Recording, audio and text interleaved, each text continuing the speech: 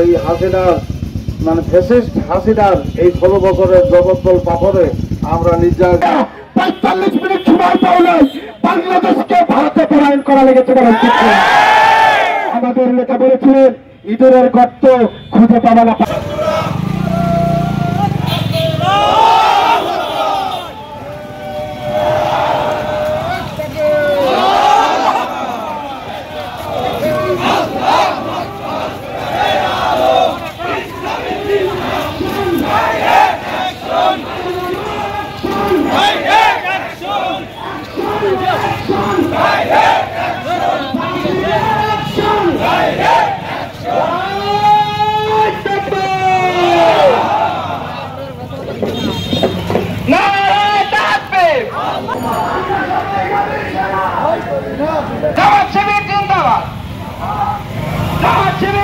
এরকম একটি প্রেক্ষাপটে বাংলাদেশের তরুণ ছাত্র সমাজের নেতৃত্বে এই স্বৈরাচারের বিরুদ্ধে এক প্রবল গণ আন্দোলনের মধ্যে দিয়ে স্বৈরাচারের জগদ্দল পাথরকে অপসারণ করতে সক্ষম হয়েছে ইনশাআল্লাহ।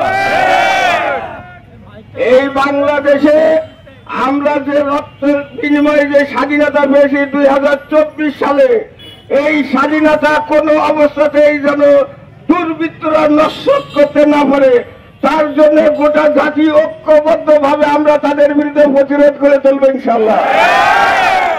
সম্মানিত উপস্থিতি, এখন এ পর্যায়ে আপনাদের সামনে বক্তব্য রাখবেন বিশ্ব 16 বছরের ইতিহাস যদি পর্যালোচনা করে দেখা যায়, আজকে 16 বছর পরে বাংলাদেশ জামাত ইসলামী আজকে স্বাধীনতার মতো করে আজকে হলিরাইতে যে মিছিলের আয়োজন করেছে, এর মধ্যে যে জানান দিয়েছে, 15 জনকে তোমরা ফাঁসিতে ঝুলাইছে, বাংলাদেশ জামাত ইসলামকে বাংলাদেশ থেকে বিলীন করতে পারো নাই বলে ঠিক না।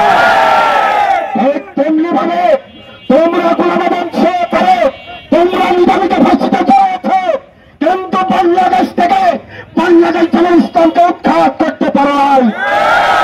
তেমনি ভাবে হলে জানের এলাকাবাসী আপনাদেরকে স্বাধীন রাখতে চাই, ঝিনাইদহের ইতিহাস অত্যন্ত রক্তাক্ত ইতিহাস।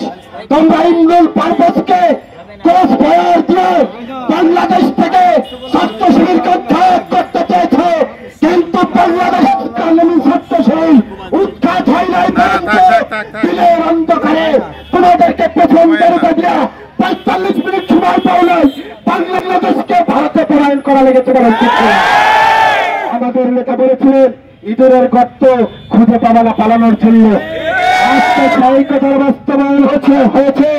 তবে ভাই, আমার বাংলাদেশ জামাত ইসলামের কর্মী ভাইদেরকে বলতে চাই, আমাদের নেতা গোলাম আজম ফাঁসিতে তুলেছে, কিন্তু বলে যায় নাই একজন আওয়ামী লীগের বাড়িতে আগুন দাও।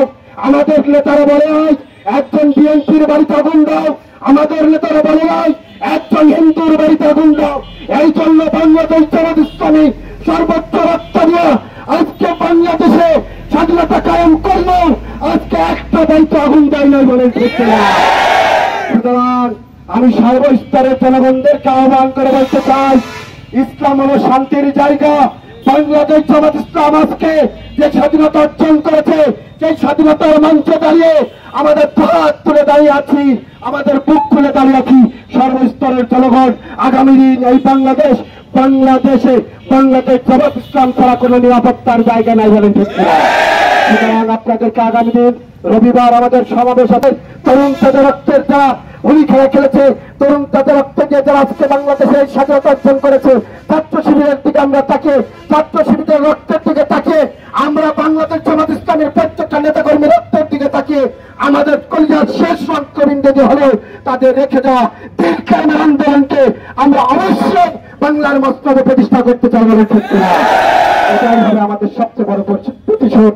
আমরা এই প্রতিশোধ দেখে আমরা কবরে যেতে চাই, এই আশাবাদ ব্যক্ত করে দীর্ঘ 16 বছর পর অনুভব করছি আজ কয়েকদিন প্রতিটা মুহূর্ত, শুধু আমি না, আপনারও আমি আমার মনে হয় যে সবাই আমরা সবসময় একটা টেনশনে, না জানি কখন আবার ধরে নিয়ে যায়, না জানি আবার কি সমস্যা বিপদ ঘাড়ে চলে, তাই না?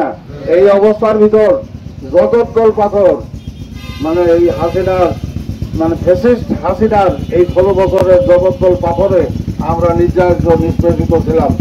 আলহামদুলিল্লাহ আমাদেরকে সেই স্বাধীনতার সুখ আমরা আল্লাহ আমাদের দিয়েছেন, এটাকে আমাদের কাজে লাগাইতে হবে। আমি আপনাদের কাছে স্বনিবন্ধ অনুরোধ রাখছি যে এই স্বাধীনতার এই যে স্বাধীনতা এটাকে যদি রাখতে হয় তাহলে একমাত্র আল্লাহর আইন এবং সব লোকের শাসন ছাড়া কখনো সম্ভব নয়।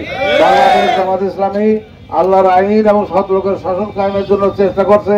আমি আপনাদেরকে উদ্যত আহ্বান রাখছি, যারা এখনো বাইরে আছেন এই কাফেলার শরীক হয়ে আন্দোলনকে বেগবান করে এই দেশে আল্লাহর আইন এবং সব লোকের শাসন কায়েমের সচেষ্ট হবেন, এই আশা ব্যক্ত করে আজকের এই সংক্ষিপ্ত সমাবেশ সমাপ্তি ঘোষণা করছে। আসসালামু আলাইকুম।